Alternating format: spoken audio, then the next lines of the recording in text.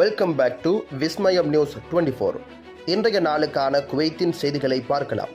செய்திகளுக்குள் செல்ல முன் எமது சேனலை சப்ஸ்கிரைப் செய்து கூடவே நோட்டிஃபிகேஷனையும் ஆன் செய்து வைத்துக் கொள்ளுங்கள். நாங்கள் பதிவிடும் வீடியோக்களை தவறாமல் பார்க்க முடியும்.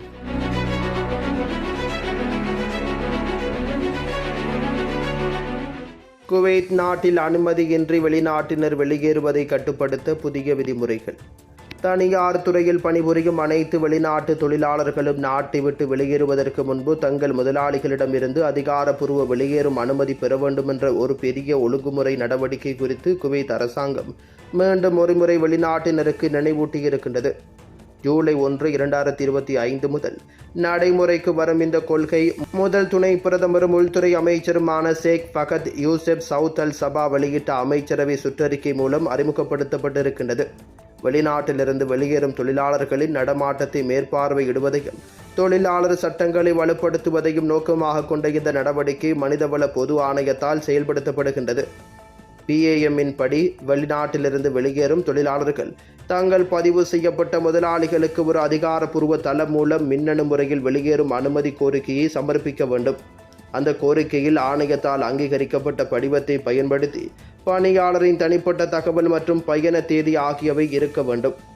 இந்த நடவடிக்கை தொழிலாளர்கள் மற்றும் முதலாளிகளின் உரிமைகள் மற்றும் பொறுப்புகளை சமநிலைப்படுத்தும் அதே வேளையில் அனுமதியின்றி வெளியேறுவது தொடர்பான சட்ட மீறல்களை குறைக்கும் நோக்கத்தை கொண்டுள்ளது என தெரிவிக்கப்படுகிறது. இந்த சுற்றறிக்கை பணிச்சூழலை மேம்படுத்துவதற்காகவும் சட்டபூர்வ இணக்கத்தை உறுதி செய்வதற்கும் அரசாங்கத்தின் பரந்த முயற்சிகளின் ஒரு பகுதியாகும் என்று PAM ஒரு அறிக்கையில் தெரிவித்திருக்கின்றது. நெருக்கடிகளின் போது 24 மணி நேரமும் தயாராக இருக்கின்றது குவைத் தீயணைப்பு படை. குவைத் இராணுவத்தின் பொது பணியாளர்கள் நாட்டின் மீது ஏவுகணைகள் பறக்கும் என சமூக ஊடகங்களில் பரவும் தகவல்கள் குறித்து திங்கட்கிழமை தெளிவுபடுத்தி இருக்கின்றனர். ஒரு செய்திக்குறிப்பில் இந்த ஏவுகணைகள் மிக உயர்ந்த உயரத்திலும் குவைத் வான்வெளிக்கு வெளியேயும் பறந்து கொண்டிருந்தன. அவை குவைத் பிரதேசத்திற்கு எந்த அச்சுறுத்தலையும் ஏற்படுத்தாது என்று பொதுப்பணியாளர்கள் வலியுறுத்தியிருக்கின்றனர். இதற்கிடையில் குவைத் வான்வெளியில் தங்கள் படைகள் பணிகளை மேற்கொள்வது குறித்து சமூக ஊடகங்களில் பரவும் செய்திகளில் எந்த உண்மையும் இல்லை என்பதை தேசிய காவல்படை அதே நாளில் உறுதிப்படுத்தியிருக்கின்றனர். தேசிய காவல்படையின் ஒழுக்க வழிகாட்டுதல் இயக்குநரகம் ஒரு செய்திக்குறிப்பில் தெளிவுபடுத்தியிருக்கின்றது. பாதுகாப்பு மற்றும் உள்துறை அமைச்சகங்களுடன் இணைந்து அரசு நிறுவனங்களை ஆதரிப்பதோடு படைகள் தங்கள் பாதுகாப்பு மற்றும் பாதுகாப்பு கடமைகளையும் செய்து வருகின்றன. வதந்திகள் பரவுவதை தடுக்க அனைவரும் அதிகாரப்பூர்வ ஆதாரங்களில் இருந்து மட்டுமே தகவல்களை பெற வேண்டும் என்றும் அது வலியுறுத்தியிருக்கின்றது. ஒரு அரசு அமைப்பு அல்லது நிறுவனத்தின் செய்தி தொடர்பாளர் செய்தி நம்பகத்தன்மை மற்றும் வெளிப்படைத்தன்மைக்கு குறிப்பிடத்தக்க பங்கை வகிக்கிறார் என்று குவைத்தின் தகவல் அமைச்சர் திங்களன்று குறிப்பிட்டுள்ளார். அத்தகைய அதிகாரியை தவறாக தகவல்களுக்கு எதிரான கேடயமாக விவரித்திருக்கின்றார். இந்த அதிகாரிகளின் பங்கு அரசு அமைப்புகளின் செய்திகளை குவைத் நாட்டினருக்கு தெரிவிப்பதற்கான தேசிய கடமைக்கு சமம் என்று அபுல் ரஹ்மான் அல் முதேரி அதிகாரப்பூர்வ செய்தி தொடர்பாளர்கள் கூட்டத்தில் குறிப்பிட்டுள்ளார். அதில் அவர்களின் முக்கிய பொறுப்புகளை அவர் அடிக்கோடிட்டு காட்டியிருக்கிறார். GCC சுற்றுலா விசா அங்கீகரிக்கப்பட்டது, விரைவில் வெளியிடப்படும். வளைகுடா ஒத்துழைப்பு கவுன்சில் நாடுகளுக்கான நீண்ட காலமாக எதிர்பார்க்கப்பட்ட ஒற்றை சுற்றுலா விசா அதிகாரப்பூர்வமாக அங்கீகரிக்கப்பட்டிருக்கின்றது. மேலும் அது செயல்படுத்தப்படுவதற்கு முன்னர் இறுதி கட்டத்தில் உள்ளது என்று ஐக்கிய அரபு எமிரேட்ஸின் பொருளாதார அமைச்சர் அப்துல்லா பின் துக் அல் மர்ரி தெரிவித்திருக்கின்றார். ஒருங்கிணைந்த விசாவின் ஒப்புதலை அல் மர்ரி உறுதிப்படுத்தியிருக்கின்றார். மேலும் அது தற்பொழுது உள்துறை அமைச்சகம் மற்றும் பிற தொடர்புடைய பங்குதாரர்களிடம் செயல்படுத்த உள்ளதாகவும் குறிப்பிட்டிருக்கின்றார். ஒற்றை GCC சுற்றுலா விசா அங்கீகரிக்கப்பட்டிருக்கின்றது. இப்பொழுது அது செயல்படுத்தப்பட காத்திருக்கின்றது, விரைவில் என்று நம்புகின்றேன் என்று அல் மர்ரி குறிப்பிட்டுள்ளார். அடுத்த கட்ட நடவடிக்கைகளை ஆராய்வது இப்பொழுது உள்துறை அமைச்சகம் மற்றும் தொடர்புடைய அதிகாரிகளிடம் காணப்படுகின்றது.